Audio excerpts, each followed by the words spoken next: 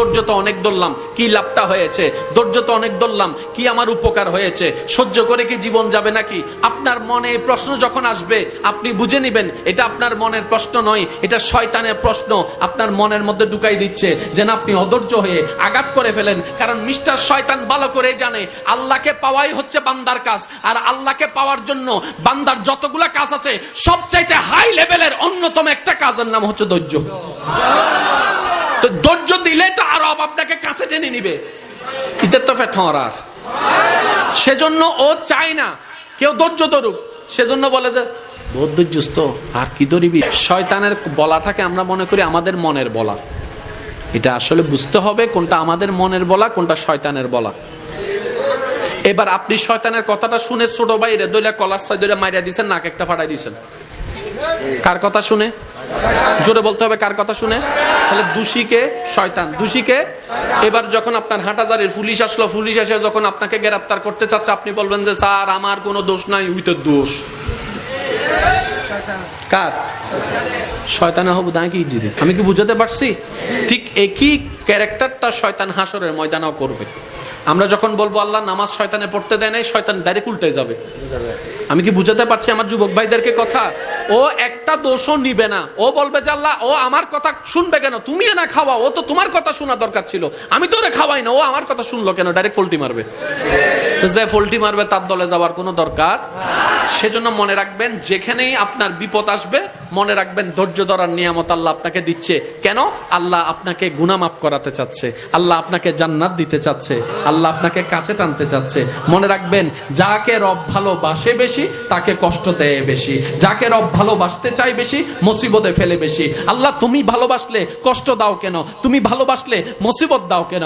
তুমি ভালোবাসলে ক্ষুধার যন্ত্রণা কেন হবে? তুমি ভালোবাসলে আল্লাহ তৃষ্ণার যন্ত্রণা কেন হবে? তুমি না রাজ্জাক, তুমি তো সবকিছু রিজিক দাতা, তাহলে তোমাকে ভালোবেসে তুমি আমাকে ভালোবাসলে কেন আমার ক্ষুধার যন্ত্রণা, কেন আমার তৃষ্ণার যন্ত্রণা? রব্বে করিম বলে আমি চাই না সাময়িক এই 2 দিনের খাবার খেয়ে আমার ভালোবাসার বান্দাটা বেঁচে থাকুক, আমি চাই তো তোর জান্নাতের ফল খাওয়াতে। এবার বলেন ধৈর্য কখন ধরে? বিপদ যখন আসে। ধৈর্য কখন ধরে? বিপদ কখন আসে? কষ্ট যখন আসে। কষ্টের পরেই বিপদ, বিপদের পরেই ধৈর্য। এবার আমি বলবো আপনারা শুধু আছে না নাই, আপনারা যেটা মন চাই সেটাই বলবেন। এজিদ বাহিনীর কাছে ফানির কষ্ট আছে।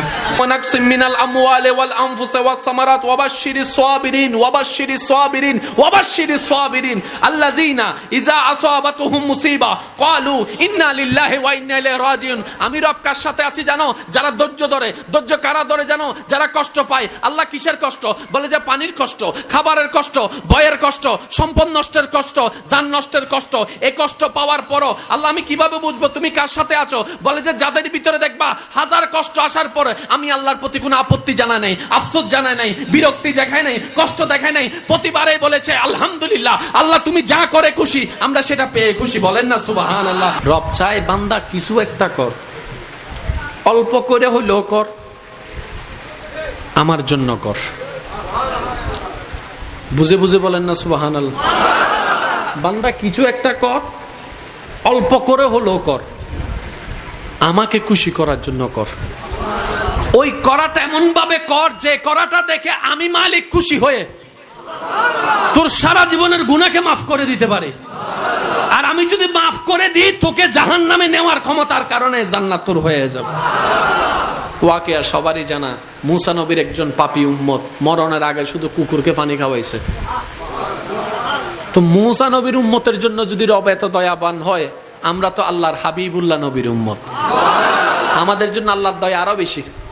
কথা বলেন ঠিক কিনা? সেজন্য আজকে থেকে দোষ দিব আমরা সবসময় নিজের। ব্যর্থ হয়েছি আমার দোষ।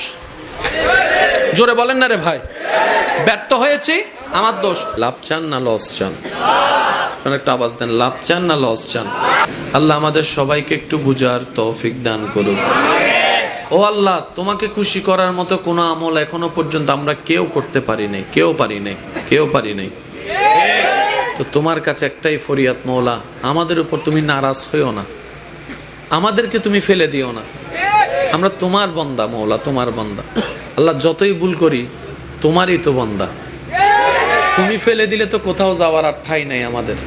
আল্লাহ আজকের এই মাহফিল থেকে আমাদেরকে তোমার প্রিয় বান্দা হওয়ার জন্য, দুনিয়া এবং আখেরাতে জিতার জন্য যা যা গুণ অর্জন করা দরকার আমাদের সবার ভিতরে সেই গুণগুলো তুমি দয়া করে দান করে দাও।